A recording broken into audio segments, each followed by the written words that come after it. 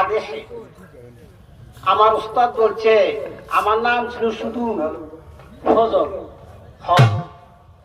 আমার উস্তাদ বলছে তোমার নামটা আমি দিয়ে দিলাম ফজল সরকার, তুমি একদিন কবি সরকার হবে। সরকার, বাংলাদেশ সরকার যারা এই বড় বড় কোম্পানিতে চাকরি করে বা গদিতে চাকরি করে তারা একটা সরকারি করে, সরকারি তারও সরকার, সরকার একটা বংশ। কিন্তু আমি কিন্তু সরকার বংশের রক্ত, যার জন্য আমার উস্তাদ বলছে বাবা রে বংশের ঐতিহ্যটা তুমি ধরে রাখো। যেমন আমার দাদার রক্ত গিয়া প্রবাহিত হয়েছে দুধঘাটা পরবর্তী সরকারের বাড়ি দিয়া, আমার দাদার নানি বাড়ি সরকার বাড়ি, তো আমি তো ওই সরকারের রক্তই, যার জন্য আমার উস্তাদের কথায় ওই বংশ পরিচয় ঠিক রাখতে গিয়ে বাজান আমার নামটা সরকার গেল। এইবার শরীয়ত পার্বতমালা, তো আমার গানের বয়স 49 বছর, কিন্তু এই যে দুইটা প্রশ্ন করলো কাজল দয়াল সাহেব, কিন্তু সত্য কথা এই প্রশ্নই মারফত আমার কেউ করে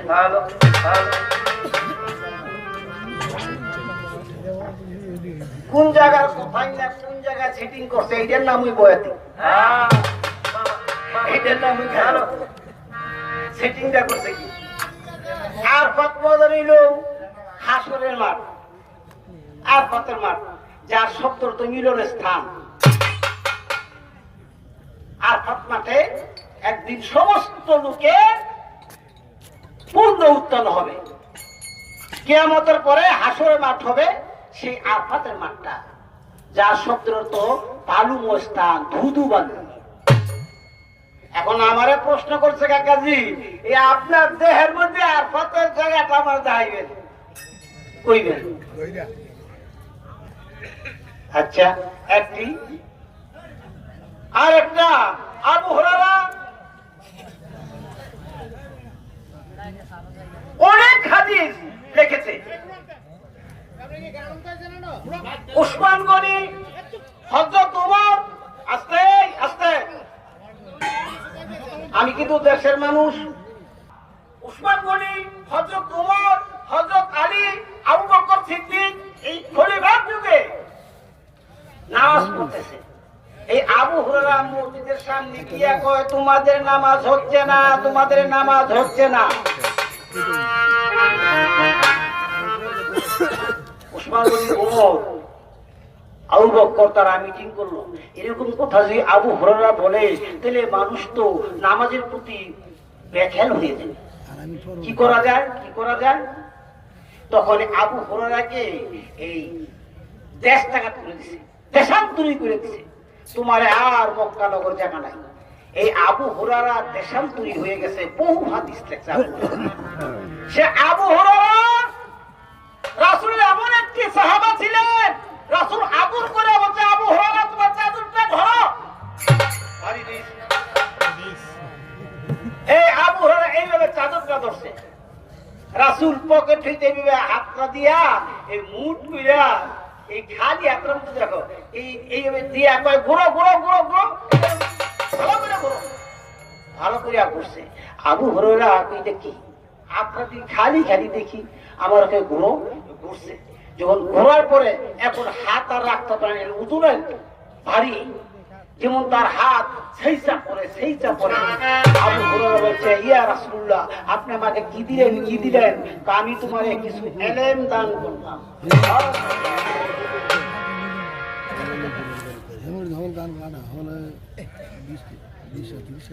আবু হুরায়রা কিছু ইলম পাইয়া কিছু ইলম প্রচার কইরা গেছে, আর বাকি ইলম গুলা ইঙ্গিত দিয়া গেছে আমি আবু হুরায়রা যদি এই ইলম প্রচার করি তাহলে আমার শিরচ্ছেদ করা হবে। এখন তার প্রশ্ন সে ইলমটার নাম কি? এত গান গাইতেই না আমার মারতেই।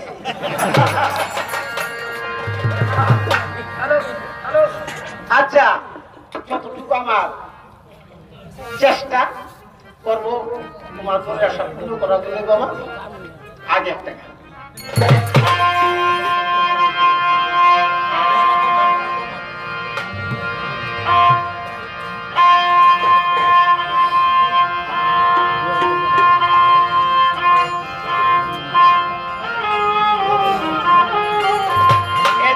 পিঞ্জরে বসাইয়া কাতরে করো প্রার্থনা ভালো কাতরে করো প্রার্থনা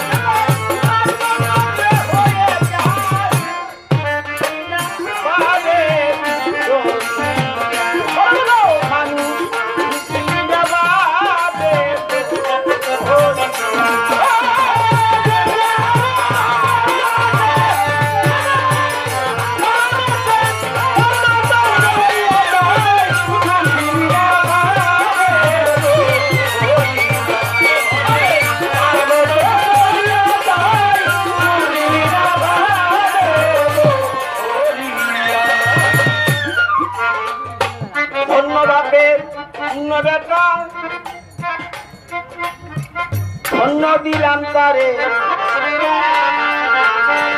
এইভাবে আমার কাছে গেল প্রশ্ন করে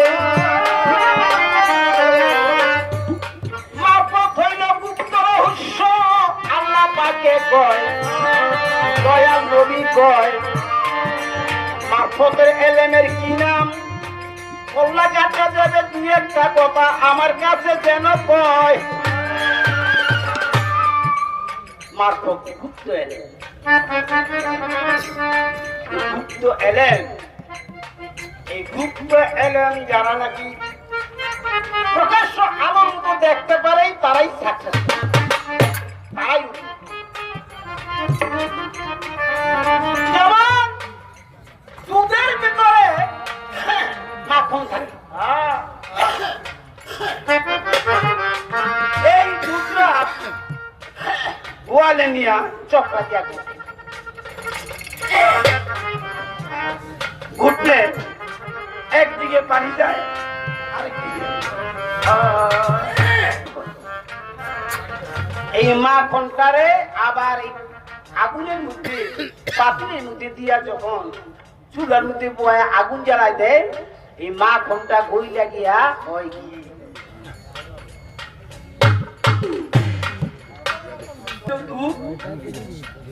হয়ে গেছে কি অনেক তুমি যদি এই দুধের মধ্যে টানাটানি করো কি পাইবা কি করতে হবে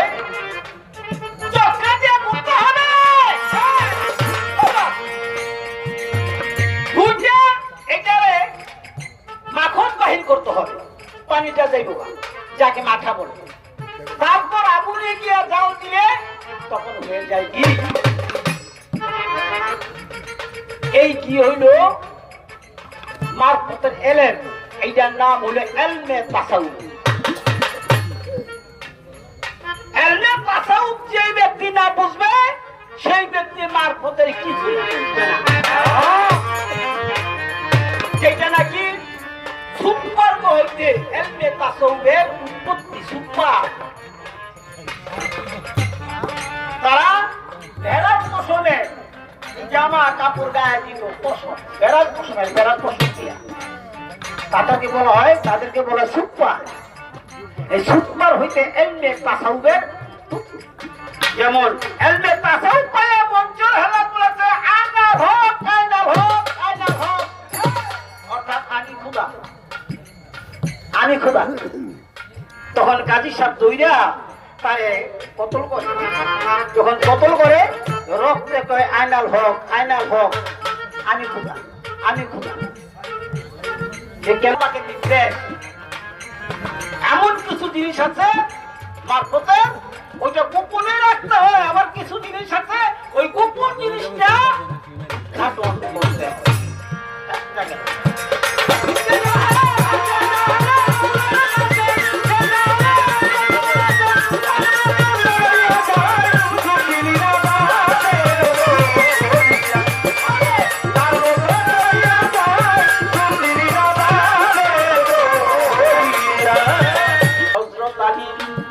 ওমর ফারুক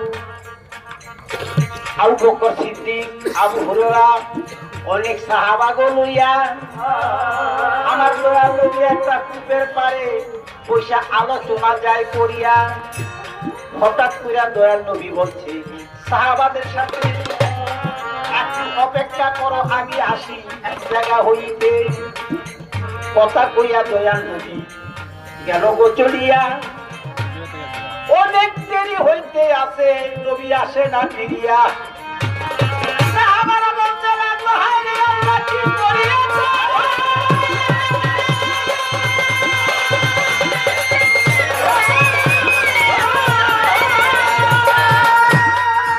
বাবারে বহু দিকে নবীর শত্রু পুরি গেছে আমার নবীর শত্রু ছিল বলেন কি এমন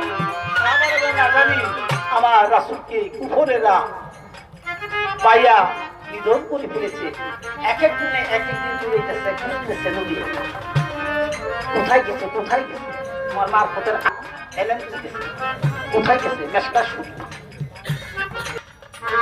আক্তার মোহাম্মদ এই তোমার দুইটা জবাব এখন আমার আইলো দুইটা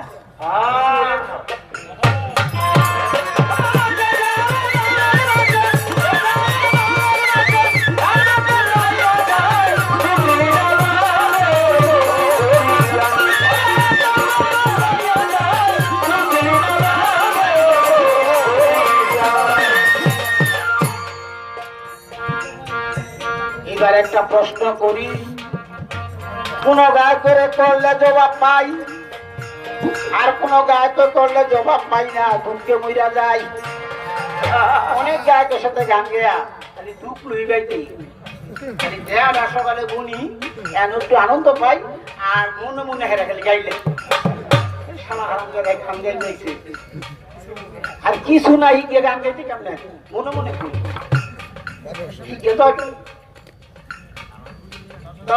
পরশু আবুল সকালে গান গেছে আবুল সকাল একটা কথা বলছে ঠিকই বলছে আজকাল গান গায় নাস্তিকে মনে আরেক নাস্তিকে গান না যায় ঠিকই গাতে যদি না যায় আর এই যে আজকে গান শুনতেছেন এই গানের মধ্যে যদি কোনো বাটা না যায় বলতে পারে আমি মনে করবো হ্যাঁ একজন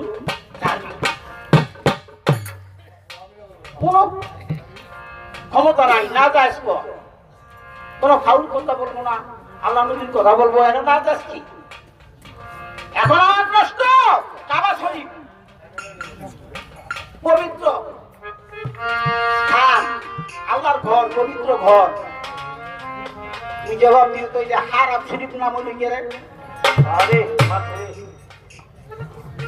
এই কাবা শরীফ পবিত্র ঘর আগে বুঝবা তারপর জব আল্লাহর ঘর পবিত্র ঘর কিন্তু এইটাকে বলা হয় হারাম শরীফ হারাম শরীফ বলা হয় কেন দুইটা প্রশ্ন আরেকটা প্রশ্ন প্রত্যেক মাসে আজাকার একটা এই মুর্শিদের একটা মাছ না তৈরি একটা যুবতী নারী খুব সুন্দরী হ্যাঁ কইতেছে মনে মনে কয় আমি বিয়ে ওই করতাম না যদি বিয়া বসবো যদি এমন লোক পাই উমরের কাছে আমিরুল মুমিনিন আমার একটা কথা কি কথা অনেক আমি ঘোষণা করলাম যে আমি জীবনে বিয়া বসবো কেন বসতে পারি যদি এমন স্বামী পাই তো কেমন স্বামী যে স্বামী সারা বছর রোজা রাখে এইটাই কিনা আরো আছে কি যে স্বামী প্রত্যেকদিন তাহাজ্জুদে নামাজ পড়ে এই দুইটাই কিনা আরেকটা আছে আরেকটা কি ওই যে স্বামী প্রত্যেকদিন কোরআন তালাওয়াত করে আছে এমন স্বামী আপনার রূপের মাধ্যমে এমন কোন রূপ পান তাহলে আমি তার কাছে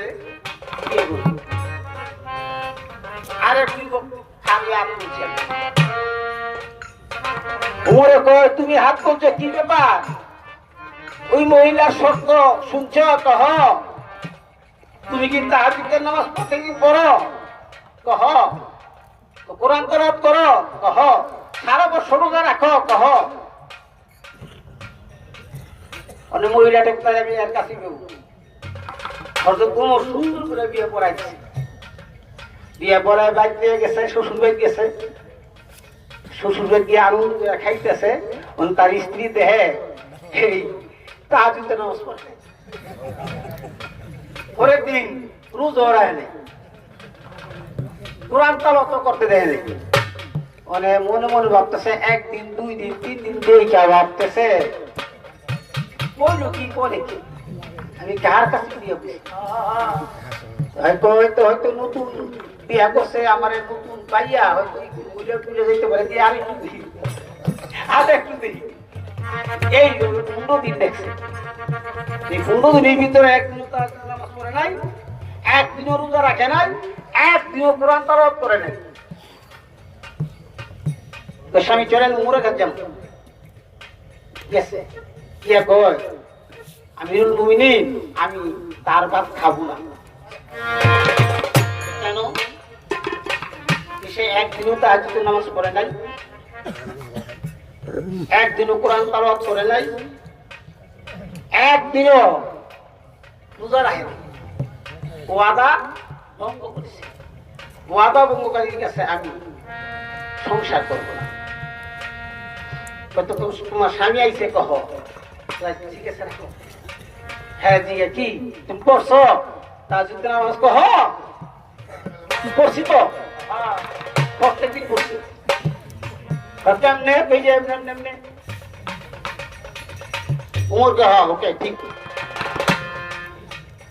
রোজা করছো কহ করছি তো, সারা বছর রোজা রাখি তো কেমনে কেমনে পেয়ে এমনি এমনি এমনি উমর কে ঠিক। কোরআন তেলাওয়াত করছো কহ করছি তো কেমনে পেয়ে যায় এমনি এমনি এমনি। মহিলা শুনল, মহিলা শুনে ঠিক তো, কারণ আমার স্বামী তো ঠিক আছে। আমার প্রশ্ন কাজল দেওয়ান